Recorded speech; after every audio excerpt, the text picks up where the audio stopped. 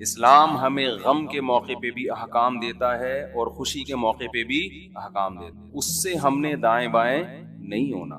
الذین اذا اصابتهم مصیبۃ قالوا انا للہ وانا الیہ راجعون۔ اہل ایمان کی علامت ہے جب انہیں کوئی مصیبت پہنچتی ہے کیا کہتے ہیں؟ ہم اللہ ہی کے لیے ہیں اور ہم نے لوٹ کر اللہ ہی کی طرف جانا ہے، یہ کہہ کے صبر کرتے ہیں۔ دیکھو مصیبت کے موقع پہ آپ کے پاس دو آپشن ہیں، یہ قرآن نے دی ہیں۔ ایک انتقام، انما السبیل علی الذین یظلمون الناس، فرمایا جو کسی پہ ظلم کرے گا اس پہ گناہ ہوگا، جو ظلم کا بدلہ لے گا اس پہ گناہ نہیں ہوگا۔ وَجَزَاءُ سَيِّئَةٍ سَيِّئَةٌ مِثْلُهَا، قرآن کہہ رہا ہے برائی کا بدلہ اسی کے بقدر برائی۔ یہ بھی آپشن آپ کے پاس ہے، کسی نے آپ کے ساتھ ظلم کیا، زیادتی کی، آپ ظالم سے بولیں بدلہ لیں، آپ اجازت دی۔ تبھی تو قرآن نے کہا کوئی کسی کو قتل کر دے فَقَدْ جَعَلْنَا لِوَلِيِّهِ سُلْطَانًا فَلَا يُسْرِفْ فِي الْقَتْلِ، اللہ کہتے ہیں ہم نے مقتول کے وارث کو اجازت دی ہے کہ قاتل سے بدلہ لے لے، ہم نے اس کو یہ قدرت دے دی ہے، ہم نے طاقت دے دی ہے، ہم نے اجازت دے دی ہے۔ بین الاقوامی لاء تو کہتا ہے کہ قاتل کو آپ قتل نہیں کر سکتے، اس کو یہ ہوگا، عمر قید ہوگی۔ اللہ کہتے ہیں نہ، کسی کے باپ کو قتل کر دیا گیا، بیٹے کو پرمیشن ہے کہ وہ قاتل سے قصاص لے، حکومت اس میں تعاون کرے گی، قصاص تو یہی لے گا۔ حکومت کا کام ہے قاتل کو پکڑ کے مقتول کے وارث کے حوالے کرنا، بتا بھائی چھوڑنا چاہتا ہے یا مارنا چاہتا ہے، حکومت کا یہ کام ہے۔ حکومت چھوڑ نہیں سکتی آپشن، گورنمنٹ کا بندہ نہیں گیا ہے، بندہ تو جس کا گیا اس کو تکلیف ہوئی ہے نا۔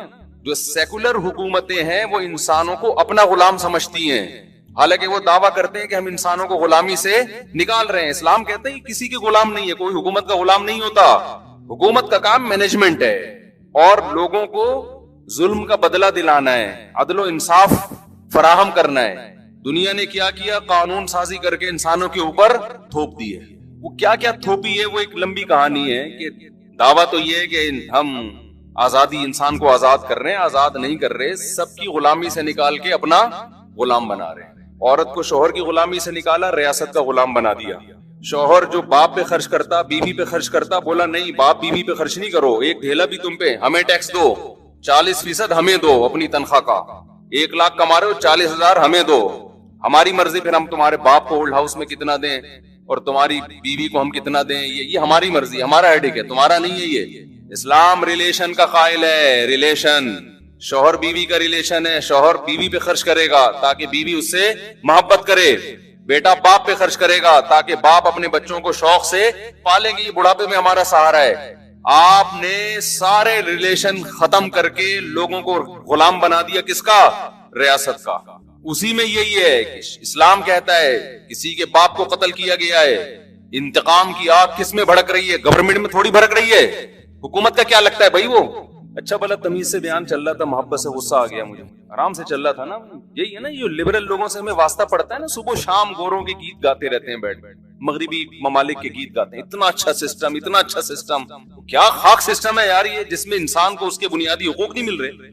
آپ کہہ سکتے ہیں ہمارے ملک میں کون سا مل رہے ہیں، تو ہمارے ملک میں اسلام نہ ہونے کی وجہ سے مل رہے ہیں، اسلام ہوتا تو مل رہے ہوتے، اس میں اسلام کا قصور نہیں ہے، یہ تو ہمارے حکمرانوں کا قصور ہے۔ ڈالر نیچے آ گیا، سنا تھوڑا سا، خوش فہمی میں مبتلا ہونے کی ضرورت نہیں ہے، 10 روپے نیچے آئے گا، 20 روپے اوپر جائے گا، یہ تھوڑا سا ڈپریشن کم کرنے کے لیے گورنمنٹ کرتی ہے کہ تھوڑا سا نیچے لا کے دھکا دے کے اوپر لے کے جاؤ، تو یہ سیٹ اپ، خیر یہ ایک الگ تبصرے ہیں۔ تو اسلام ہے جو آپ کو بنیادی حقوق دیتا ہے۔ میرے باپ کو اللہ نہ کرے کوئی قتل کر دے، گورنمنٹ کا نقصان نہیں ہے، نقصان کس کا ہے؟ میرا انتقام کی آگ مجھ میں بھڑکتی ہے، اس کا نقصان یہ ہوتا ہے کہ میں قاتل کو تلاش کروں گا، وہ نہ ملے اس کے بھائی کو مار دوں گا، وہ نہ ملے اس کے ماموں کو مار دوں گا، جو ہوتا ہے قبائلی علاقوں میں۔ اسلام نے اس پہ پابندی لگا دی، نہ نہ نہ نہ نہ۔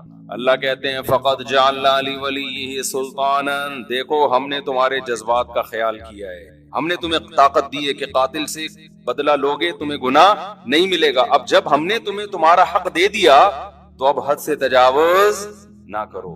کیا مطلب؟ قاتل کے علاوہ کسی اور سے بدلہ لینے کی کوشش نہ کرو۔ اس نے آپ کا ایک مہمان مارا، آپ نے کہا ہم اس کے 2 مہمان ماریں گے. یہ کام وہ ایک پنجاب والا چلا گیا نا, پنجاب والا چلا گیا وزیرستان میں, وہاں قبائلی لڑائیاں ہو رہی تھیں, تو وہ کہیں باہر اس کو چارپائی پہ سلا دیا انہوں نے. تو اس کو ڈر لگ رہا ہے یار ان کی تو دشمنی اٹھا کی رات کو آوازیں آتی, مجھے کو مار پور کے نہ چلا جائے. اس نے دروازہ بجایا, بھائی مجھے اندر سلا. اس نے کہا کیوں, گھبرا کیوں رہا ہے؟ اس نے کہا مجھے ڈر ہے آپ لوگ کی دشمنیوں میں نہ مارا جاؤں. اس نے کہا فکر نہ کرو, وہ ہمارا 1 مہمان مارے گا, خدا کی قسم اس کا 10 مہمان مارے گا. اس نے کہا بھائی اس کا تم 10 مارو 20 مارو, ہم تو مر گئے نا, ہم تو گئے کام سے. تو دیہاتی علاقوں میں چاہے بلوچستان ہو, چاہے اندرون سندھ ہو, چاہے کے پی کے ہو, چاہے پنجاب ہو, یہی ہوتا ہے. جہاں قانون نہیں ہے وہاں کیا ہے, قاتل نہ ملے تو جو ملے اس کو مار دو. قرآن اس سے منع کر رہا ہے, نا نا نا نا, دیکھو ہم نے تمہیں رائٹ دیا. گورنمنٹ نہیں دیتی ہے, گورنمنٹ کہتی ہے نہیں, اتنے لمبے کیسز چلتے ہیں, مقدمے چلتے چلتے چلتے چلتے پھر جج پیسے کھا کے. ایسا بھی ہوتا ہے, جو ججز بیان سن رہے ہیں ان کے علاوہ کی بات کر رہا ہوں, تو انصاف نہیں ملتا انسان. عمر قید تو ہے ہی نہیں اسلام میں, لمبی جیل میں ڈال دیا, وہ اور بڑا مجرم بن کے آئے گا. وہ کھانے پینے سے گیا. یہاں کتنا اچھا قانون بنایا کہ قاتل کو پکڑ کے حکومت کیا کرے گی, باپ کو مارا ہے تو بیٹے کے حوالے, شوہر کو مارا ہے تو بیوی کے حوالے, لے بھائی اپنے میاں کا بدلہ لے. اور اگر دیت لے کے چھوڑنا چاہے تو اس کا بھی آپشن تیرے پاس ہے, دیت لے لے, چھوڑ دے اس کو. پھر قرآن نے دیت کی ترغیب دی, فَمَنْ عُفِيَ لَهُ مِنْ أَخِيهِ شَيْءٌ, جس کو اپنے بھائی کی طرف سے معافی مل گئی. یعنی اللہ مقتول کے وارث کو کہہ رہے ہیں قاتل بھی تمہارا دینی بھائی ہے, تو بھائی سمجھ کے چھوڑ دو. ترغیب دی ہے, زبردستی نہیں کی اسلام نے.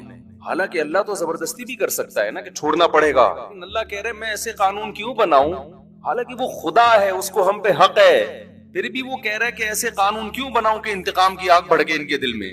خدا جب ہمارے جذبات کی رعایت کر رہا ہے تو گورنمنٹ کون ہوتی ہے جو رعایت نہ کرے؟ بھائی اللہ حکومت سے بڑا ہے کہ نہیں ہے, اس کو ہم پہ زیادہ قدرت ہے. تو قرآن نے کیا کہا, ترغیب دی کہ اس کو کیا کرو, معاف کر. بہتر یہ معاف کر دو, دیت لے لو, پیسے لے کے چھوڑ دو, اس سے تمہاری غربت دور ہو جائے گی, تمہارا نقصان ہوا اس کی تلافی ہو جائے گی. اے اللہ اس سے تو ہم اگر دیت لے کے چھوڑیں گے یہ تو غیرت کے خلاف ہے. ہمارے باپ کو مارا, وہ قیامت میں کہے گا پیسے لے کے چھوڑ دیا.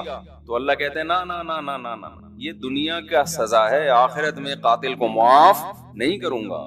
دنیا میں تو قاتل سے قصاص لے بھی لیا جائے نا, گردن اڑا بھی دی جائے, تو اس کا جرم تھوڑی معاف ہوتا ہے, اس لیے کہ جس کو مارا ہے اس نے تو بدلہ ابھی لیا نہیں ہے. دیکھیں جب کوئی قتل کرتا ہے 2 نقصان ہوتے ہیں, ایک تو جو بندہ مارا اس کا نقصان وہ گیا, دوسرا اس کے لواحقین کا نقصان. تو ابھی تو لواحقین کی تلافی ہوئی ہے, جو بندہ گیا ہے اس سے تو آخرت میں حساب لیا جائے گا. میں سمجھا پا رہا ہوں اپنی بات کہ نہیں سمجھا پا رہا؟ ابھی میں نے محرم پہ بیان کرنا ہے, لیکن یہ قصاص کی بات درمیان میں آ گئی. میں یہ بتانے کے لیے کہ ہر چیز کا ایک ضابطہ ہے, لا بیان کیا ہے اسلام نے. تو قرآن کیا کہہ رہے, قاتل کو فلا یسرف فی القتل, ہم نے اجازت دے دی ہے تو قتل میں حد سے تجاوز نہ کرو. نمبر 1 حد سے تجاوز کیا ہے, جس نے قتل کیا اس کے علاوہ کسی اور کو مارنے کی کوشش نہ کرو. پھر اس کا چاچا آ گیا تو اس کا ماموں آ گیا تو اس کا خالو آ گیا, اس کو اڑا دیا, نا نا نا نا. نمبر 2 قتل کرنے میں بھی حد سے تجاوز نہ کرو, اس کو تڑپا کے مت مارو. تبھی حدیث میں آتا ہے لا قواد الا بالسیف, قصاص لیا جائے گا تلوار سے, اس میں تکلیف کم ہوتی ہے. سعودی عرب میں گردنیں اڑائی جاتی ہیں نا, دیکھی ہوں گی آپ, اب تو وہاں بھی آہستہ آہستہ کم ہو رہا ہے. اس میں کیا کرتے ہیں, جلاد ادھر ایک تلوار لگاتا ہے گردن کے پیچھے, جیسے ہی تلوار لگتی ہے آپ کی جتنے بھی کنیکشن ہے نا دماغ اور باڈی کا, فوراً ختم, تکلیف کا احساس ختم. ادھر قاتل کی گردن الگ ہوئی, قاتل تڑپتا ہوا نظر آتا ہے مگر اسے تکلیف بولو نہیں, کیونکہ دماغ اور باڈی کا کنیکشن کیا ہو گیا, ختم. تو وہ تکلیف کیسے محسوس کرے گا؟ لیکن دہشت بہت ہوتی ہے, کیونکہ جس طرح اس کی گردن الگ ہو کے گرتی ہے اور جس طرح اس کی لاش تڑپ رہی ہوتی ہے, اس سے لوگوں پر ایک دہشت طاری ہو جاتی ہے اور لوگ قتل سے بچ جاتے ہیں کہ یار ہمارا بھی انجام ہو. کتنا پیارا حکم ہے کہ جو قتل کا مقصد تھا لوگوں کو بچانا آئندہ جرم سے, وہ مقصد پورا حاصل ہو رہا ہے اور قاتل کو تکلیف کم سے کم دی جا رہی ہے. میں سمجھا پا رہا ہوں اپنی بات؟ لیکن جو اسلام مخالف قوتیں, ان کا قانون کیا ہے, بند کمرے میں لٹکاؤ. بند کمرے میں کسی کو عبرت ہوگی ہے بھائی؟ ایک صاحب سعودی عرب سے آئے, بہت پرانی بات ہے, انہوں نے کہا کہ میں نے پہلی دفعہ سعودی عرب میں جب قصاص دیکھا نا, گردن اڑائی, تو میں 2 گھنٹے کانپتا رہا ہوں کھڑے ہوئے. بتاؤ جس نے یہ منظر دیکھا ہو وہ خود کسی کو قتل کرنے کی جرت کر سکتا ہے؟ حالانکہ بلوچ تھے، وہ ہمارے دوست تھے اور بڑے مضبوط بلوچ تھے. بلوچ تو ویسے ہی مضبوط عام طور پر ہوتے ہیں، بہادر بھی ہوتے ہیں. ان کو وہ کہہ رہے پھر بھی مجھے، میں کیا کر رہا ہوں، ایسے کانپ رہا ہوں. تو بتاؤ یہ دہشت کے بعد کوئی ہمت کرے گا؟ لیکن جس کو قتل کیا ہے قصاصاً، اس کو تکلیف بولو کم سے کم. لیکن جو اسلام مخالف قانون ہے وہ ہے پھانسی. بند کمرے میں کیا کرتے ہیں؟ پھانسی لٹکا دیتے ہیں. اس میں قتل ہونے والے کو تکلیف اور اذیت بے انتہا ہے. گلا گھونٹ کے مارو کسی کو، آپ اپنا گلا گھونٹے تھوڑی دیر کے لیے، اندازہ ہو جائے گا اس میں کس قدر اذیت ہوتی ہے. لیکن عبرت کا پہلو اس میں کیا ہے؟ زیرو، کیونکہ بند کمرے میں چھپا کے ہوتی. ایک نقصان تو یہ. دوسرا نقصان، جب کھلے عام قصاص لیا جاتا ہے جو اسلام کا حکم ہے، اس میں معافی کا آپشن بہت زیادہ ہے. جو قاتل مقتول ہے نا، اس کے وارثوں کو پبلک کہے گی کہ یار اس کو کیا کرو، چھوڑ دو، ہمیں ترس آ رہا ہے. ساری دنیا کے سامنے چوک پہ بٹھائے ہوئے اس کو گردن اڑانے کے لیے، چھوڑو یار دیت لے کے کیا کرو، بولو نا معاف. اس وقت زیادہ ترس آتا ہے لوگوں کو، اس بات کا امکان ہے کہ قاتل معاف کر دے. اور بہت سے ایسے واقعات ہوئے ہیں جب چوک پہ لایا گیا اور جلاد تلوار لے کے کھڑا ہوا ہے، لوگوں نے آ کے درخواستیں کی چھوڑ دو، تو مقتول کے وارثوں نے کیا کہا؟ معاف کیا. بہت ہے. بند کمرے میں پھانسی میں یہ حکمت، یار نہیں بول رہے رفیع بھائی، پولیس لے کر آؤ. جملہ آپ کو سینٹینس جو ہے جملہ کمپلیٹ کیا کریں، جس سے مجھے احساس ہوتا ہے کہ دیکھو میں پوری بیداری کے ساتھ بیان کر رہا ہوں. 1.5 پراٹھے کھا کے بیٹھا ہوں میں یہاں پہ، مجھے ڈاکٹر کہہ رہے ہیں کہ نہیں پراٹھے نہیں کھاؤ، یہ عمر پراٹھوں کی نہیں ہے، کوئی بھی عمر نہیں ہے پراٹھوں کی. لیکن اگر ناشتے میں پراٹھے نہ ہو تو وہ بیان ایسا مرجھایا ہوا ہوتا ہے. جیسے آپ بیٹھے ہوئے ہیں نا، پھر میں ویسے بیٹھا ہوا ہوں. تو اس کی ہم نے تلافی یہ کی ہے کہ بھائی صبح پراٹھے کھا لو، دوپہر کا کھانا نہ کر دو. کیا خیال ہے اس کی تلافی؟ اس طریقے سے پراٹھے چھوڑ دیں، دنیا چھوڑ دے آدمی ناشتے میں، اس کے بغیر مزہ نہیں ہے. کھائے تو مزے کی چیزیں نا. ڈاکٹر لوگ جو ڈائٹنگ پلان بناتے ہیں اس میں تو انسان کی زندگی کے مزے، آپ دیکھو کیٹو ڈائٹ کے نام سے آج کل آ رہے ہیں کہ صبح یہ کھائیں، پالک کے اتنے پتے کھا لیں. ہم بکری کو کھلاتے ہیں پالک کے پتے، اتنا پودینہ اس میں اتنے ٹماٹر ڈال کے چاٹ بنا کے کھا لیں اس میں. اور پھر دوپہر کو آپ نے تھوڑے سے پتہ نہیں کیا کرتے ہیں، یہ کھا لیں 2 انڈے، اور یہ رات کو آپ تھوڑا سا گوشت، وہ بھی نمکین بالکل سوکھا. اس سے آپ کی صحت بہت اچھی ہو جائے گی. تو کرنا کیا ہے بھائی، ایسی صحت کے اچھے کر کے کیا ہے، زندگی لمبی ہو جائے گی آپ کی. پتے کھا کے 90 سال جینے سے بہتر ہے گوشت کھا کے، انڈے کھا کے، پراٹھے کھا کے 50 سال میں یا 40 سال میں مر جائے یار. میں خود صحت کا قائل ہوں کہ انسان کو پھوڑنا پھاڑنا نہیں چاہیے، صحت کا بہت خیال کرنا چاہیے، کیونکہ جب بیمار ہوتا ہے تو اندازہ ہوتا ہے صحت کتنی بڑی نعمت ہے.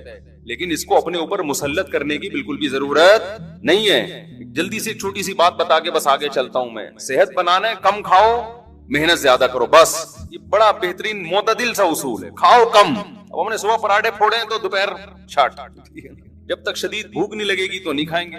رات کو تو بہت ہی کم کھاؤ، کیونکہ سونا ہوتا ہے تو توند بھر کے سو گے تو پھٹو گے ایک دن دھماکے کے ساتھ. پھٹ رہے ہیں لوگ، یہ تو بہت سے دھماکے ہو رہے ہیں نا، بندہ کھا کے پھٹا ہوتا ہے. ہم سمجھتے ہیں گیس کا سلنڈر پھٹا ہے، تو وہ بندے جس طرح سے کھا رہے ہیں نا لوگ اسپیڈ میں. تو رات کہتے ہیں نا صبح کھاؤ بادشاہوں کی طرح، دوپہر کھاؤ، پتہ نہیں پورا ملفوظ بھول گیا میں، صبح کھاؤ ناشتہ بادشاہوں کی طرح کرو. میٹابولزم بہت تیز ہوتا ہے اس وقت، لکڑ ازم پتر ازم. دوپہر کھاؤ، الگ سے ہے کچھ جملہ، مالداروں کی طرح تھوڑا کم کر لو. اور رات کو کھاؤ فقیروں کی طرح، جیسے ملا ہی نہیں کھانے کو. ہمارے یہاں الٹا ہے، صبح ایک سلائس بریڈ میں نا ڈبو کے کھا رہے ہیں، بس ایک انڈا. دوپہر کو تھوڑا بڑھا دیا، اور رات کو پھوڑتے ہیں، اس کو کھانا کہتے ہی نہیں، پھر سو جاتے ہیں. تو الٹا چل رہا ہے. ماہرین کہتے ہیں نا کہ صبح زیادہ کھاؤ گے، پھر دوپہر کم اور رات کو اور کم، تو باڈی بھی ایسے ہو جائے گی. اور اگر الٹا چلایا نا صبح کم دوپہر زیادہ، تو باڈی بھی کیسی ہو جائے گی، اوپر سے چلنا شروع ہو گیا، ایسے پھولتے چلے جاؤ گے. خیر کہاں سے آواز چلی گئی. تو میں قصاص کی بات کر رہا تھا، یہ بات درمیان میں آ گئی، محرم پہ آؤں گا انشاءاللہ ابھی. تو عرض یہ کر رہا تھا کہ دیکھو کتنی حکمتیں ہیں نا اسلام کی. دین اسلام جیسا ہے نہیں، ہو نہیں سکتا. تو اس میں معافی کا بھی چانس زیادہ ہے کہ قاتل کو معاف کرنے کا آپشن اس میں زیادہ ہے. جب کھلے عام ہوگا تو انسان کا دل نرم ہو جاتا ہے، چل بھائی چھوڑ دیا میں نے. لوگ بھی اس کو ترغیب دیتے ہیں. تکلیف کم سے کم ہے جس سے قصاص لیا جا رہا ہے. اچھا ایک اور فائدہ کیا ہے، دنیا میں لا بنتے ہیں، قانون بنتے ہیں، بڑے بڑے ماہرین بحث کرتے ہیں کہ یار اگر ہم قاتل کو قتل کر دیں گے، پھانسی دے دیں گے، تو ایک بندہ تو مرا ہی ہے انسان، اس کے بدلے میں ایک اور کو ہم نے مار دیا، تو یہ کون سا کمال کر لیا. سمجھ میں آ رہی ہے بات؟ یعنی قتل کو روکنے کے لیے ایک اور بندے کو قتل کر دینا، یہ کون سا کمال ہے. دنیا میں جو لوگ بھی پھانسی کی سزا کے خلاف ہے نا، جو ہیومن رائٹس کی بات کرتے ہیں وہ یہ دلیل دیتے ہیں کہ جرم کو روکنے کے لیے بندہ قتل ہونے سے بچاؤ، قتل ہونے سے بچا کے جرم سے روکو اس کو. سمجھ میں آ رہی بات؟ بھائی زید نے بکر کو قتل کیا، اب دنیا کے ماہرین کہتے ہیں بکر ایک انسان ہے نا، دنیا سے چلا گیا، مزید دنیا سے انسان نہ جائیں اس کے لیے انسان ہی کو ختم کر دینا، یہ کون سی لاجک ہے؟ تو زید کو ہم قتل نہیں کریں گے، پنشمنٹ ہوگی، سزا ہوگی تاکہ وہ قتل سے بچ جائے، ورنہ بندہ مارنے کے لیے بندہ ہی مار دینا، یہ ایسے جیسے غربت ختم کرنے کے لیے غریبوں کو ختم کر دینا. غربت ختم کرنے کے ایک طریقے سارے غریبوں کو کنٹینر میں بند کر کے بم سے اڑا دو، غربت کیا ہو جائے گی؟ ختم. تو وہ یہ دلیل دیتے ہیں کہ یار انسانیت کو قتل سے روکنے کے لیے کہ انسان ہی کو قتل کر دینا، کیونکہ زید نے بکر کو مارا، غلط کیا، تو زید بھی تو بکر جیسا ہے نا، جتنا قیمتی بکر کا خون اتنا ہی قیمتی زید کا خون، اس کو قتل نہیں ہونے دیں گے ہم. یہ انسانوں کی لاجک ہے جو خدا کے قانون کے مقابلے میں اس کی کوئی حیثیت نہیں. قرآن نے اس لاجک کا جواب دیا ہے. یہ پہلے بھی لوگ تھے اس طرح کی باتیں کرتے تھے. قرآن نے کہا وَلَكُمْ فِي الْقِصَاصِ حَيَاتٌ يَا أُولِي الْأَلْبَابِ، اے عقل مندو، وہ لوگ جن کی عقل صحیح کام کرتی ہے، سنو، ہم جو کہہ رہے ہیں کہ قاتل کو قتل کر دو، تو اس قتل میں انسانیت کا قتل نہیں ہے، انسانیت کی بقا ہے. ایک مارو گے کروڑوں بچیں گے، اور اگر ان کو جیل میں ڈال کے چھوڑتے رہو گے نا تو قتل دنیا میں ختم ہونے کے بجائے بڑھے گا. اور یہ جو تمہاری لاجک ہے کہ بکر کا خون جتنا قیمتی تھا زید بھی اتنا ہی قیمتی ہے، اس لاجک کا جواب یہ کہ بڑے نقصان سے بچنے کے لیے چھوٹا نقصان برداشت کیا جاتا ہے. زید کا خون قیمتی ہے مگر اتنا نہیں جتنا معصوم لوگوں کا خون قیمتی ہے. ان معصوموں کے خون کی زیادہ قیمت ہے، قاتل کے خون کی اللہ کی نظر میں قیمت نہیں ہے. سمجھ میں آ رہا ہے کہ نہیں آ رہا؟ اس بے قیمت خون کو بہانے سے قیمتی خونوں کی حفاظت ہو جائے گی. تو اللہ نے ایک نظام بنایا ہے، جو میں اصل بات عرض کر رہا تھا. اب کیا ہے، میں اصل موضوع کی طرف آتا ہوں دوبارہ. اللہ تعالیٰ نے محرم بھی دیا ہمیں، سفر بھی دیا ہمیں، ربیع الاول بھی دیا ہمیں پچھلی قوموں کے واقعات بھی سنائے، یہود و نصارہ کے. قرآن کہتا ہے یہود و نصارہ نے اپنے دین کو کھیل اور تماشا بنا لیا. لہو و لعب، کیا مطلب لہو و لعب بنا لیا؟ جن احکامات کو فوکس کیا گیا تھا نا تورات اور انجیل میں، ان احکامات سے غافل ہو گئے اور اپنی طرف سے احکامات گڑ گڑ کے ان کو فالو کرنا شروع کر دیا. سمجھ میں آ رہی ہے بات؟ یہاں تک کہ ان میں بھی پھر اختلافات شروع ہوئے. کسی نے کہا یہ صحیح ہے، کسی نے کہا یہ غلط ہے. اختلاف ہوتے ہوتے ہوتے ہوتے حدیث میں آتا ہے 72 فرقوں میں ڈیوائیڈ ہو گئے. وہ کتنے فرقوں میں؟ 72. کیونکہ جب نئی نئی چیزیں ایجاد کی ہیں نا تو نئی چیزوں کی بریکیں کیا ہوتی ہیں؟ بولو، فیل. مثلا آپ نے کہا ربیع الاول میں ہم یوں بھی کریں گے، نبی کے نام پہ یہ بھی کریں گے، وہ بھی کریں گے. تو بھئی جب آپ دن منا رہے ہیں تو کچھ لوگوں نے کہا پھر کیک بھی کاٹیں گے، پراپر سالگرہ منائیں گے. کچھ نے اس کی مخالفت کی، کچھ نے حمایت کی. مخالفت کرنے والوں کے پاس بھی کوئی دلیل نہیں ہے، اس لیے کہ جس بیس پہ آپ مخالفت کر رہے ہو کہ یہ صحابہ سے ثابت نہیں ہے، تو جو آپ کر رہے ہو وہ کہاں سے ثابت ہے؟ تو ٹکڑوں میں بٹنا، فرقوں کے اندر فرقیاں نکلنا شروع، فرقوں کے اندر فرقیاں. پھر بعض نے کہا ہم 12 ربیع الاول کو عید کی نماز بھی پڑھیں گے، کیونکہ جب عید کا دن ہے تو نماز بھی ہونی چاہیے، اور ہو رہی ہے بعض علاقوں میں عید کی پراپر نماز. اس پہ انہی کے علماء نے اعتراض کیا کہ بھئی عید کی دو عیدوں کی نمازیں ثابت ہیں، 12 کو نماز ثابت نہیں ہے. اس پہ سوال اٹھا کہ جب آپ دوسرے پہ رد کرتے ہو تو کہتے ہو یہ ثابت نہیں ہے، تو جو کام آپ نہیں جو کر رہے ہو عید کے علاوہ بھی تو بہت سارے کام کر رہے ہیں 12 ربیع الاول کو، یہ کہاں سے نبی سے ثابت ہے، صحابہ سے ثابت ہے؟ نہیں. یہی بات میرا خیال ہے. جب آدمی کی بیس مضبوط نہیں ہوتی نا تو وہ فرقوں میں اور تفرقے میں بٹتا چلا جاتا ہے. وہ فرقے سے فرقیاں، فرقیوں کی پھر ذیلی فرقیاں، وہ ہوتے ہوتے اتنا کچومڑ بن جاتا ہے کہ سمجھ میں نہیں آتا کہ میں اس کو فالو کروں یا اس کو فالو کروں. میں سمجھا پا رہا ہوں اپنی بات؟ تو نبی نے فرمایا بنی اسرائیل 72 میں، میری امت 73 فرقوں میں تقسیم ہوگی. لے بھائی اب آپ تو ہو گئے نا کنفیوز، کیا خیال ہے؟ ارے وہ 72 میں ڈیوائیڈ ہوئے، ہم کتنوں میں ڈیوائیڈ ہوں گے؟ 73. اب آپ بتاؤ اگر نبی صرف اتنی بات بتاتے آگے نہ ہوتا تو ہم تو پاگل ہو جاتے کہ نہیں ہو جاتے؟ مجھے لگ رہا ہے آپ نہ پاگل ہوں گے نہ عقل مند ہوں گے. پاگل ہو جاتے ہیں نا کہ یار ہم تو اتنے کنفیوز ہو جائیں گے. کون سا لوگ مجھ سے آ کے کہتے ہیں سمجھ میں نہیں آتا کون سا مولانا درست ہے، گرین چینل صحیح ہے کہ وائٹ چینل صحیح ہے کہ بلیک چینل صحیح ہے، کالے کپڑے پہنے کے، سفید کپڑے پہنے کے، پیلی چپل پہنے کے، نیلی چپل پہنے، چپلوں میں، کرتوں میں، ٹوپیوں میں، بغیر ٹوپی والے. پنجاب میں ایسی مسجد بھی ہے. میں پنجاب گیا ہوا تھا تو مسجد میں 2 جماعتیں ہو رہی تھی، ٹوپی والوں کی الگ اور بغیر ٹوپی والوں کی. ایک فرقہ ہے وہ کہتا ہے ٹوپی نہیں پہنو، وہ کبھی بھی ٹوپی نہیں پہنتے. ایک ٹوپی والوں کی الگ ہو رہی تھی اور بغیر ٹوپی والوں کی الگ ہو رہی تھی. تو فرقے در فرقیاں. یہ فرقیاں لفظ میں نے خود نکالا ہے، فرقی یہ ہے نہیں عربی میں، یہ اردو میں یہی اچھا لگ رہا ہے. جیسے مولانا ہوتے ہیں نا، ہمارے سر میں مولانا کا مطلب مولانا، مولوی کا مطلب تھوڑا سا چھوٹا قسم کا. اور ایک حضرت نے ایک لفظ نکالا تھا مولوڑی، جو بالکل جس کو کچھ بھی نہ آتا ہو لیکن مولانا بن کے گھوم رہا ہو. تو کہتے ہیں یہ جو مولوڑی ہیں نا یہ فساد پیدا کرتی ہیں. نہ یہ مولوی ہے نہ یہ مولانا ہے، یہ کیا ہے؟ چھوٹی چھوٹی مولوڑیاں. ان کو آتا کچھ بھی نہیں ہے لیکن مولانا بنے ہوئے فتوے دے رہے ہوتے ہیں. تو 73 فرقوں میں امت کیا ہوگی؟ ڈیوائیڈ. ہم ابھی اسی سے ڈرے بیٹھے تھے کہ یار اتنے فرقے، نبی نے ہمیں اور ڈرا دیا. آگے جو الفاظ ہیں اس سے تو اور زیادہ خوف پیدا ہو رہا ہے. پھر نبی تسلی بھی دیں گے، اور خوف پیدا ہو رہا ہے. آپ نے فرمایا کلہم فی النار الا واحدہ، ایک کے علاوہ سب کے سب کہاں جائیں گے؟ جہنم کی آگ میں. سب کو اٹھا کے پھینک دے گا اللہ جہنم میں.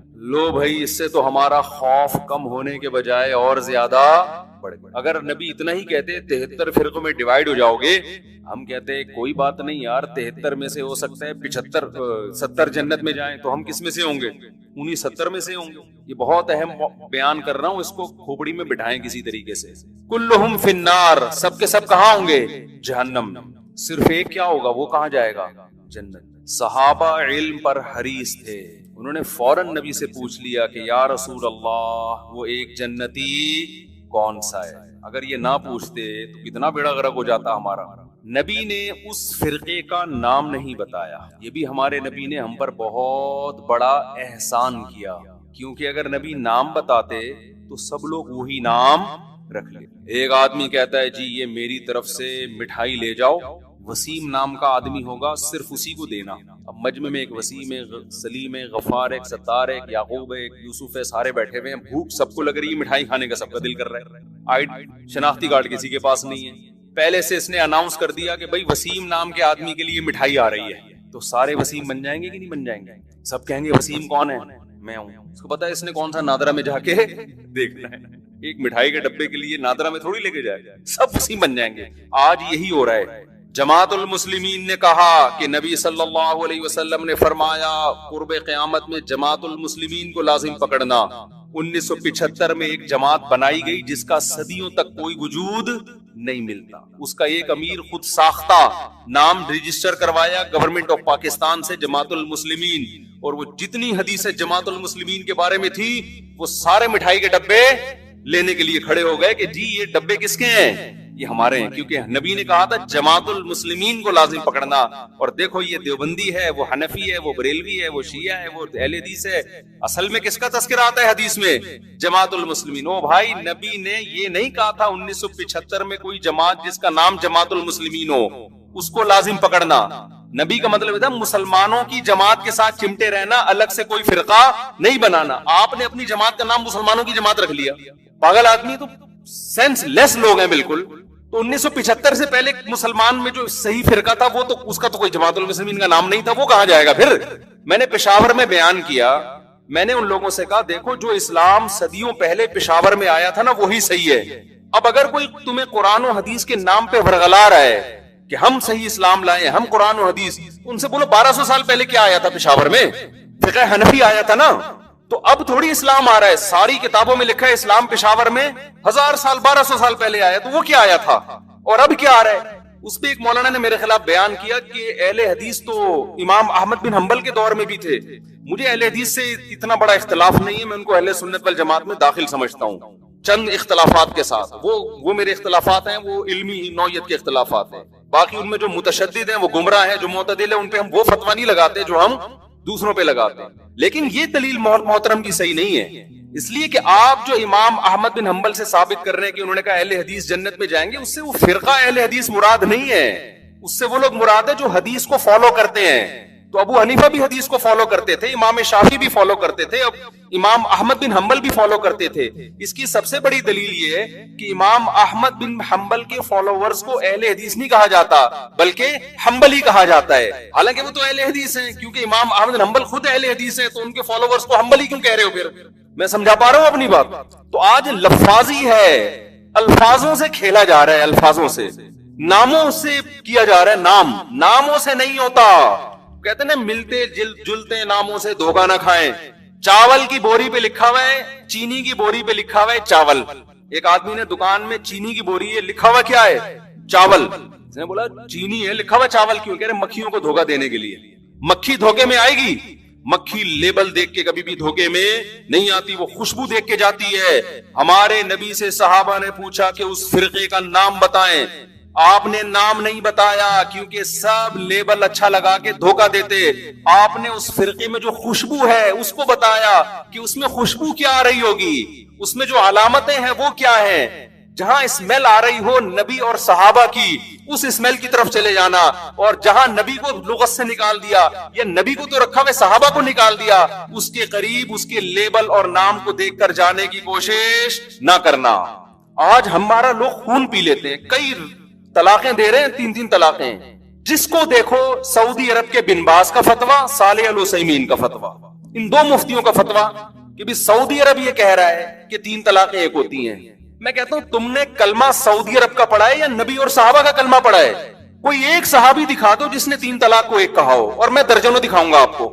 یار آپ لوگوں نے صحابہ سے بھی زیادہ سعودی عرب کے علماء کو بنا لیا ہے. یہ تو 15ویں صدی کے علماء ہیں. وہ کہتے ہیں وہ حدیث کوٹ کرتے ہیں, اس حدیث کا مطلب صحابہ نے کیا سمجھا؟ کسی ایک صحابی نے اس حدیث کا وہ مفہوم لیا جو سعودی علماء لے رہے ہیں.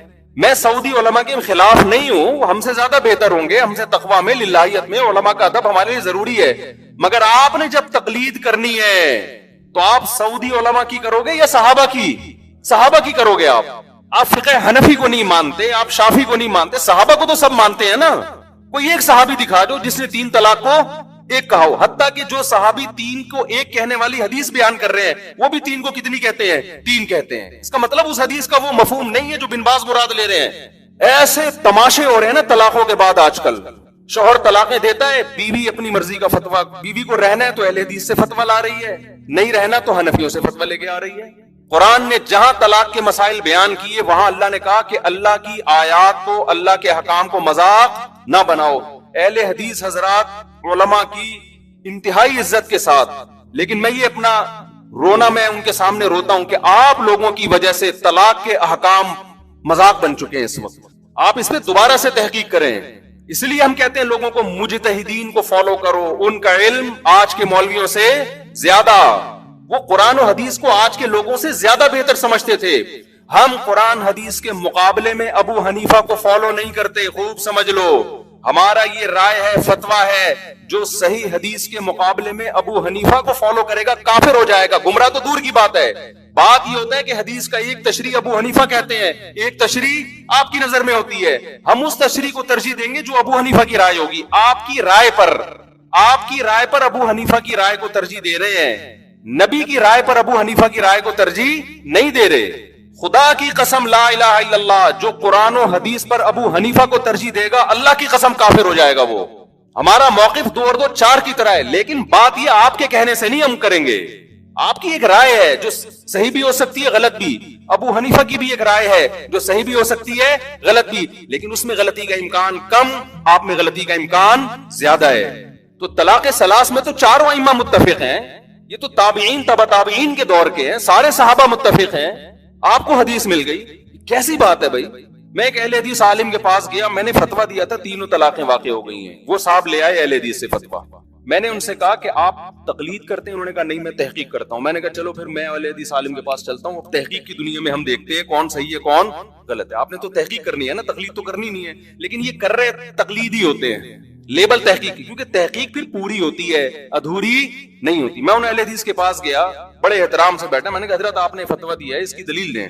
انہوں نے صحیح مسلم کی مشہور حدیث پیش کر دی, نبی کے دور میں 3 ایک سمجھی جاتی تھی, ابو بکر کے دور میں. میں نے کہا ایسے تو متا کے بارے میں بھی آتا ہے, نبی کے دور میں متا جائز سمجھا جاتا تھا, ابو بکر کے دور میں عمر نے پابندی لگائی, تو پھر متا بھی حلال ہے. کہہ رہے نہیں اس کے تو منسوخ ہونے کی دلیل ہے. تو میں نے کہا اس کے بھی منسوخ ہونے کی دلیل ہے. ادھوری حدیث نہ بتائیں, دوسری حدیث بھی بتائیں.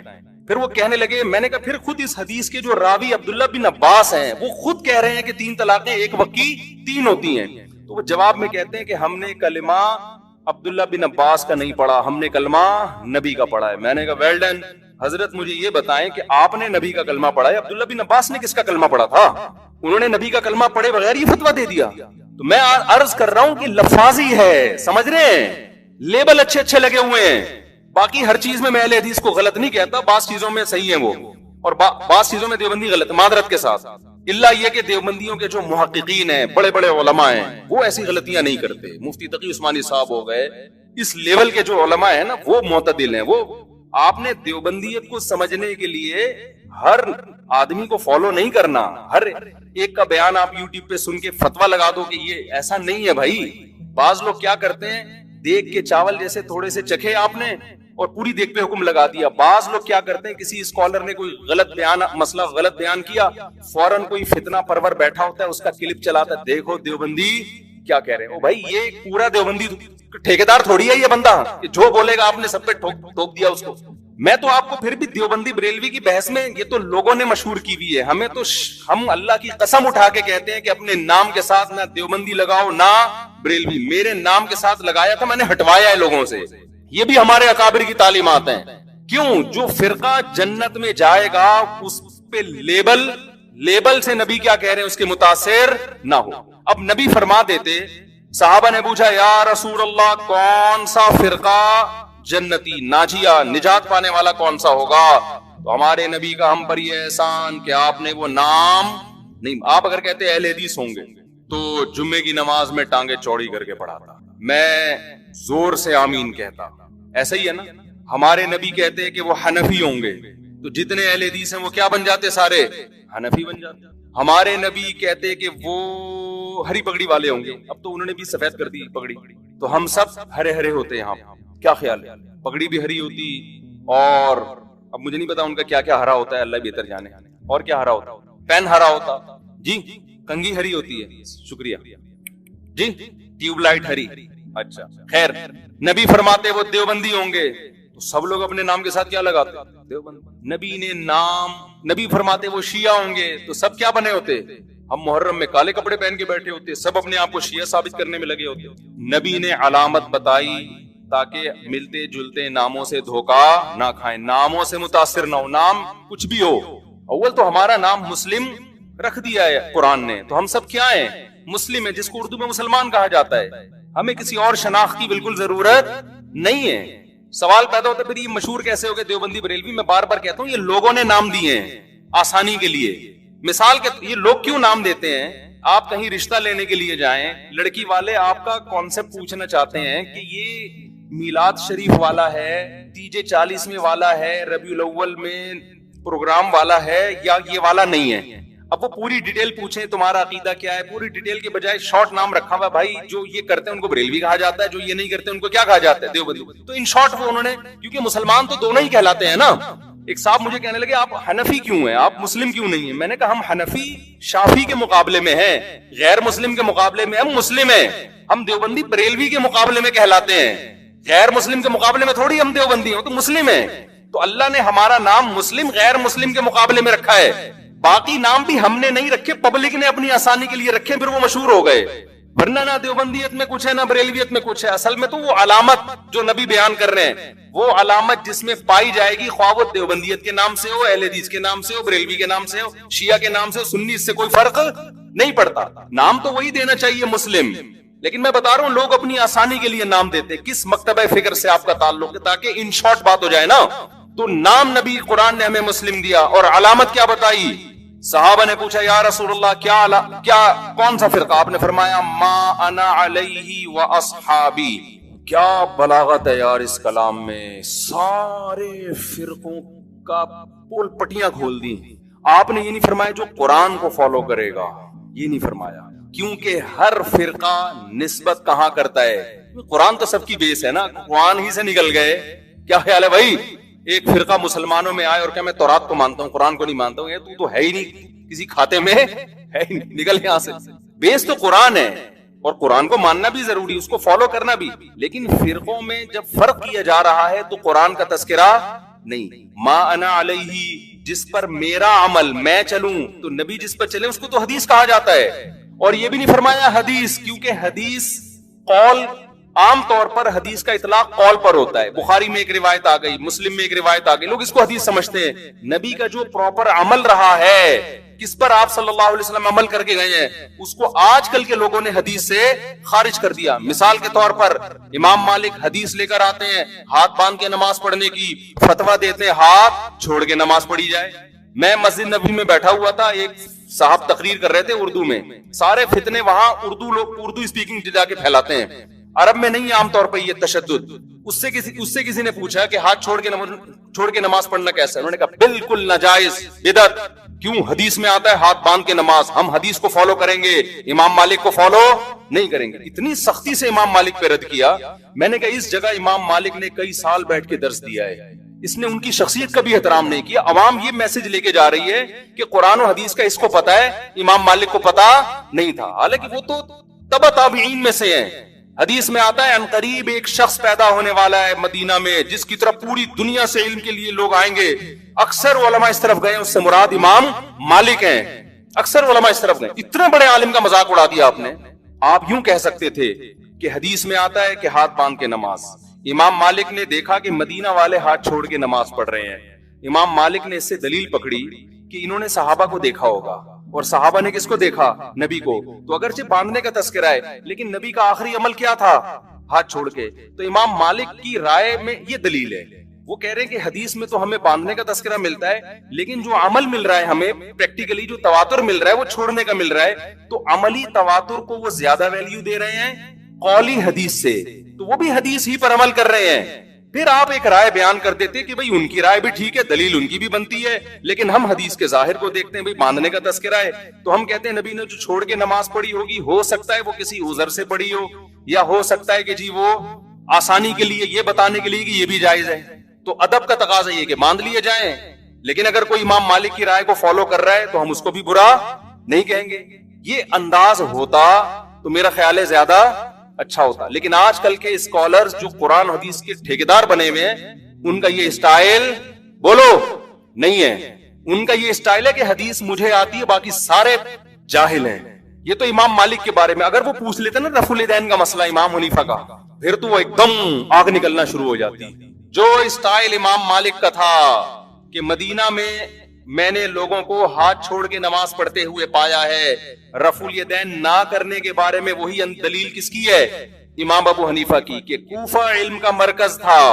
کوفہ میں عبداللہ بن مسعود اور علی رضی اللہ تعالیٰ عنہ کے آ کے آباد ہوئے. یہ دونوں صحابہ علم میں دوسروں سے بہت زیادہ تھے. ان کے شاگرد جتنے بھی کوفہ میں تھے رفع الیدین نہیں کرتے تھے. امام ابو حنیفہ نے اس سے استدلال کیا کہ ٹھیک ہے بخاری مسلم تو امام حنیفہ کے بعد آئی ہے، لیکن صحیح حدیثیں رفع الیدین کرنے پر بھی ہیں. لیکن یہ جو آخر میں نہیں کر رہے اتنے سارے صحابہ، تو یہ اس کی علامت ہے نبی نے آخر وقت میں ترک کر دیا تھا. آپ اس دلیل پہ آپ یہ کہہ سکتے ہیں کہ مجھے یہ دلیل سمجھ میں نہیں آتی. میری رائے یہ کہ کیونکہ بخاری میں ہے تو ہم رفع الیدین کریں گے. ٹھیک ہے، آپ کی نہیں سمجھ میں آ رہی تو ٹھیک ہے، ہم تو مانتے ہیں نبی نے کیا ہے. لیکن اگر ابو حنیفہ اہل کوفہ اور صحابہ تابعین جو ان کے شاگرد تھے ان کے عمل سے استدلال کرتے ہوئے نہ کرنے کا فتویٰ دے رہے ہیں، آپ ان کی نماز کو بولو خلاف سنت ہے، اس کا مطلب آپ اپنی رائے کو دوسرے پر تھوپنا چاہتے ہیں. امام ترمذی جو امام بخاری کے شاگرد ہیں، جب رفع الیدین کرنے کا ذکر کیا نا انہوں نے، آپ ترمذی میں دیکھ سکتے ہیں عربی میں، تو اس میں کہتے ہیں وَبِهِ يَقُولُ بَعْضُ أَهْلِ الْعِلْمِ مِنْ أَصْحَابِ النَّبِي، رفع الیدین کرنا بعض اہل علم صحابہ کی رائے تھی. جب رفع الیدین نہ کرنے کا تذکرہ کیا ہے تو پھر لکھتے ہیں وَبِهِ يَقُولُ غَيْرُ وَاحِدٍ مِّنْ أَهْلِ الْعِلْمِ مِنْ أَصْحَابِ النَّبِي، یہی اہل علم صحابہ میں بہت سارے لوگوں کی رائے ہے. یہ کون کہہ رہے ہیں؟ امام بخاری کے شاگرد. حالانکہ وہ خود بھی رفع الیدین کے قائل تھے، لیکن دلیل میں صحابہ کی جب بات آ رہی ہے تو کیا کہہ رہے ہیں؟ تو میں آپ سے عرض کر رہا ہوں کہ ہر محدث، ہر مجتہد کا اپنا ایک اصول ہوتا ہے، اور اس کا بنیادی مقصد کس کو فالو کرنا ہے؟ نبی کو فالو کرنا. تو آپ صرف قولی حدیث لے رہے ہو، نبی کا عمل نہیں دیکھ رہے، یہ مسٹیک ہے. تو نبی نے پہلی علامت کیا بیان کی؟ ما انا علیہ، بولو نا، وہ اصحابی، جس پر میں ہوں، جو میرا عمل ہے جس پر، یہ نبی کا عمل تھا. اب اس عمل میں اختلاف ہو سکتا ہے، کوئی کہہ رہا ہے ہاتھ چھوڑ کے نماز کا عمل تھا، کوئی کہہ رہا ہے ہاتھ باندھ کے نماز کا عمل تھا، کوئی کہہ رہا ہے رفع الیدین کا عمل تھا، کوئی کہہ رہا ہے نہ کرنے کا عمل تھا، آخر عمل. ٹھیک ہے، یہ اختلاف شریعت میں ناپسندیدہ نہیں ہے. اس اختلاف کی بیس پہ فرقے نہیں بنتے، کوئی بنائے گا تو وہ جہنمی ہے. اور یہ اختلاف صحابہ میں بھی تھا، کیونکہ دونوں میں وہ علامت پائی جا رہی ہے ما انا علیہ. کامیاب فرقے کی علامت کیا ہے؟ جس پر نبی کا عمل. تو نبی کا عمل دونوں پر ہے نا، تو اس میں آپ دونوں میں سے کسی کو بھی غلط بولو نہ یار. نہ ہاتھ باندھ کے نماز پڑھنے والے کو، نہ ہاتھ چھوڑ کے، نہ رفع الیدین کرنے والے کو، نہ کرنے والے کو، کیونکہ دونوں کے پاس دلیل ہے، دونوں مکتبہ فکر کی، اور دونوں کہاں سے ثابت کرتے ہیں؟ نبی سے. تو اس بیس پہ جتنا بھی اختلاف ہو، اس اختلاف سے جنت اور جہنم کا فتویٰ نہیں لگتا. سمجھ میں آ رہی بات؟ اگلی بات، نبی یہاں کہہ کے رکے نہیں صرف ما انا علیہ. اگر آپ رک جاتے تو ہم صحابہ کو بیچ سے نکال دیتے. ہم کہتے ہیں حدیث میں کیا آ رہا ہے، بس نبی نے فرمایا وَأَصْحَابِي. کیوں؟ اب دیکھو ترتیب کیا ہے. آپ نے قرآن کا ذکر کیوں نہیں کیا؟ کیونکہ قرآن کی لوگ ایسی تشریح کریں گے جو نبی کی تشریح کے خلاف. جیسے غامدی صاحب اللہ ان کی عمر میں برکت دے، بہت ساری تشریحات ایسی کرتے ہیں قرآن کی جو حدیثوں کے خلاف جا رہی ہیں. نبی نے شادی شدہ زانی مرد کو رجم کیا ہے، ساری دنیا جانتی ہے، متواتر روایات ہیں. وہ قرآن کی آیت کی تشریح کرتے ہیں کہ زانی مرد اور عورت کو 100 کوڑے مارو. تشریح ایسی کر رہے ہیں جس میں شادی شدہ کو بھی شامل کر رہے ہیں، حالانکہ یہ کنواروں کے بارے میں نازل ہوئی ہے. حدیث سے پتہ چلتا ہے، متواتر حدیث سے. تو نبی نے کیا فرمایا؟ قرآن کا تذکرہ کیوں نہیں ڈائریکٹ اپنے عمل کو پیش کیا، تاکہ لوگ قرآن کی وہ تشریح نہ کریں جو میرے عمل کے، صرف میری حدیث نہیں، میرے عمل کے بھی خلاف. اور عمل بھی نبی کا اصل میں حدیثی کہلاتا ہے. 2 قسمیں، قولی اور ایک فعلی. آپ نے ایک عمل کیا، صحابہ نے سینہ بسینہ اس عمل کو نقل کیا، یہ بھی حدیث ہے، چاہے بخاری میں نہ بھی ہو، چاہے مسلم میں نہ بھی ہو. دوسرا، آپ نے ان لوگوں پہ رد کرنے کے لیے جو حدیث کی تشریح اخپل طریقے سے کریں اور اس میں صحابہ کو بیچ سے نکال دیں، ان کو نکالنے کے لیے آپ نے کیا فرمایا؟ میرا اور میرے اصحاب کا عمل. سمجھ میں آ رہی ہے بات؟ میرے اور میرے اصحاب کا عمل. کیا مطلب؟ ایسے فرقے آئیں گے جو قرآن کی تشریح اخپل طریقے سے کریں گے، حدیث کو بیچ سے نکال دیں گے، یہ بھی جہنمی، چاہے وہ اپنے آپ کو صبح و شام اہل قرآن کہتے ہوں. لیبل جو منکرین حدیث ہیں ان کا پتہ ہے اپنے فرقے کا نام کیا رکھا ہے؟ اہل قرآن.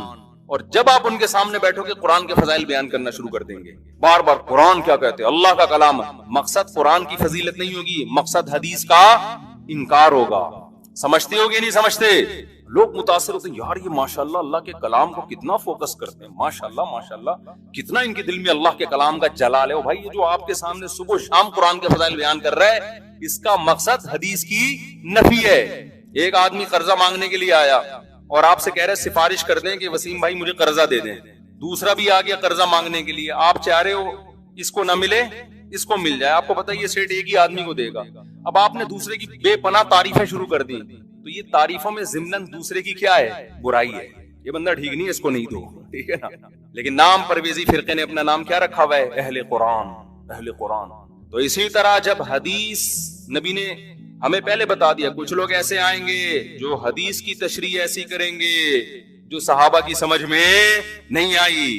نام کچھ بھی رکھ سکتے ہو، آپ اہل حدیث رکھ سکتے ہو، آپ اہل قرآن رکھ سکتے ہو، آپ دیوبندی رکھ سکتے ہو، آپ محمدی رکھ سکتے ہو، کچھ بھی رکھ سکتے ہو. عمل دیکھا جائے گا پریکٹیکلی ہو کیا رہا ہے. بھئی صحابہ کیوں نہیں، صحابہ کا فتویٰ یہ کیوں نہیں ہے؟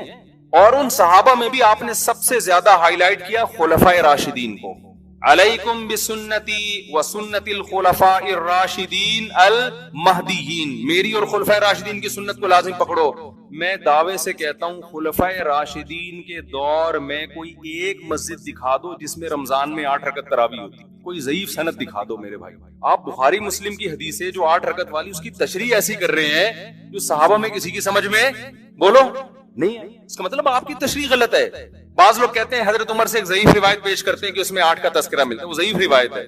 مان لو تو صحابہ کو نبی نے حکم دیا عمر کو فالو کرو نا، تو اگر حضرت عمر نے 8 پڑھوائی تھی تو پھر پوری دنیا میں ہمیں 8 ملتی کیوں نہیں ہے؟ کوفہ میں، بصرہ میں، دمشق میں، مصر میں 8 سے زیادہ کیوں ملتی ہیں ہمیں؟ آج لوگ کہتے ہیں مکہ مدینہ میں 8 ہو رہی ہیں. آج کا مکہ مدینہ لوگ ہیں، یہ 1200 سال 1300 سال پہلے کا مکہ مدینہ لوگ ہیں. آج لوگ کہتے ہیں سعودی عرب میں 3 کو 1 کہتے ہیں. بھائی سعودی عرب میں آج کہتے ہیں نا, 1400 سال سے سعودی عرب میں 3 کو 3 ہی کہتے تھے. تو 1400 سال سے جو اسلام تھا وہ والا صحیح تھا, یا آج جو اسلام ہے وہ والا صحیح ہے؟ کھوپڑی کام نہیں کر رہی لوگوں کی. یعنی عجیب. ایک صاحب مجھے کہنے لگے آپ لوگ پتہ نہیں کیا باتیں کرتے ہو, وہاں تو مصر میں بھی 3 طلاق کا 1 ہو گئی ہے, سوڈان میں بھی 3 1 ہو گئی ہیں, اور پاکستان میں بھی ہو رہی ہیں قانونی. اور میں نے کہا یہ اب ہو رہی ہیں, اسلام آج آئے 1400 سال پہلے آیا تھا. اب ہونا اس کی علامت ہے کہ اب تک نہیں تھا, اب تک 3 ہی تھی.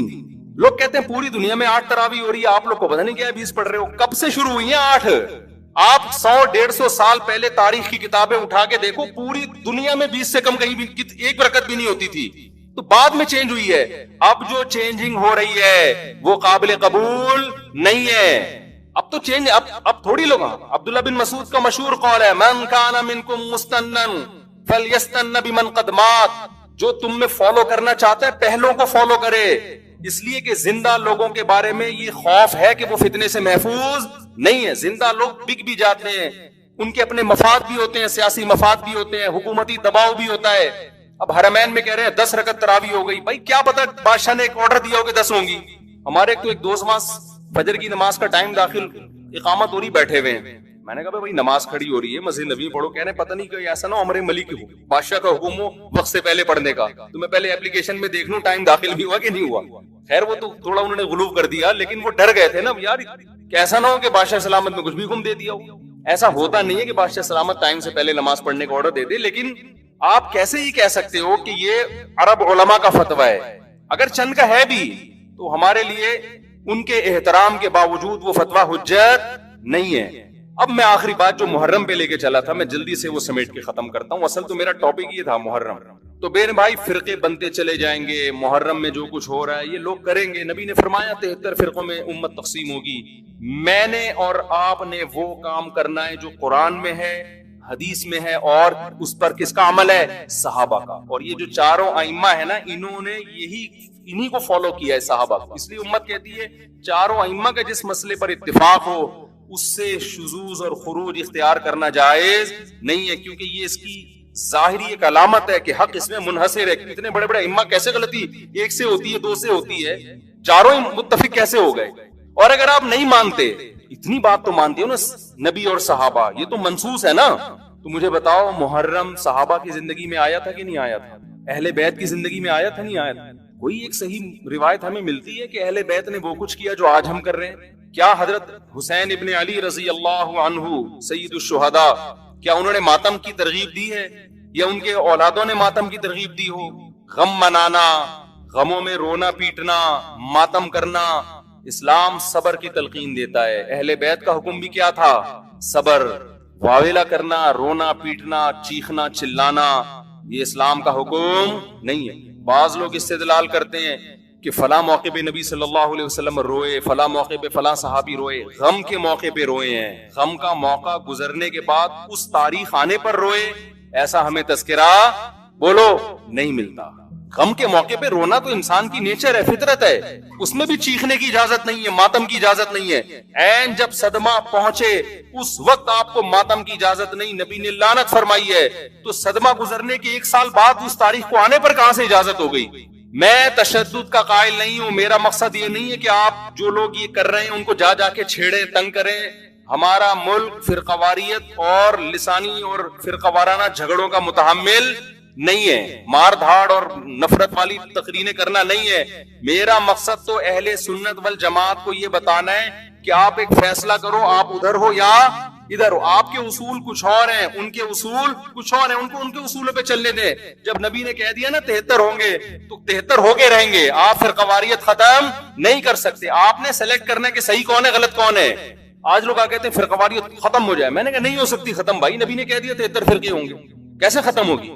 آپ نے سلیکٹ کرنا ہے, گائیڈ کرنا ہے کہ صحیح کون ہے, اپنے لیے سلیکشن کرنی ہے ان میں صحیح کون ہے, میں وہاں جاؤں گا. آپ کے پاس بہت سارے آپشن ہوتے ہیں دنیا میں بھی, تو آپ سارے آپشن ختم کر دیتے ہو. کئی رشتہ آیا آپ کے لیے, بہت ساری لڑکیاں ہیں, آپ نے کہا یہ ٹھیک ہے باقیوں کو بم سے اڑا دو. او بھائی آپ کو جو سمجھ میں آئے آپ اس سے شادی کر لو, بلکہ اس سے بھی نہیں 3 اور سے کر لو. اور لڑکی کے پاس ایک آپشن ہے, تو بھائی جو سمجھ میں آ رہا ہے اس سے کر لو, باقی وہ دوسرا جو مرضی آپ بلا سے آپ اس کو مار دو, کیونکہ وہ غلط آدمی کا رشتہ میرے پاس آیا ہے, بندہ ٹھیک نہیں ہے, ابا اس کو مروا دو. ابا کہے گا بیٹے تو اتنے لوگ صحیح بھی ہیں غلط بھی ہیں, تجھے جو صحیح لگ رہا ہے وہ بتا دے, جو غلط ہے وہ اس کو رہنے دے, وہ تیرا کام نہیں ہے.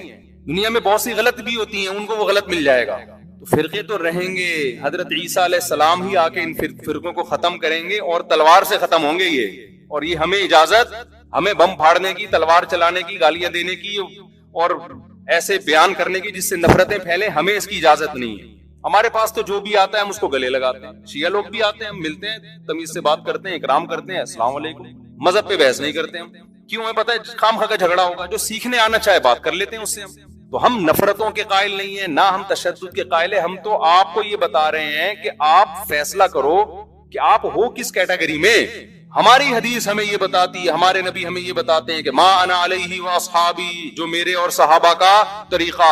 ہمارے نبی پہ محرم بھی آیا, صحابہ پہ محرم بھی آیا, جو انہوں نے کیا ہم بھی وہی کریں گے.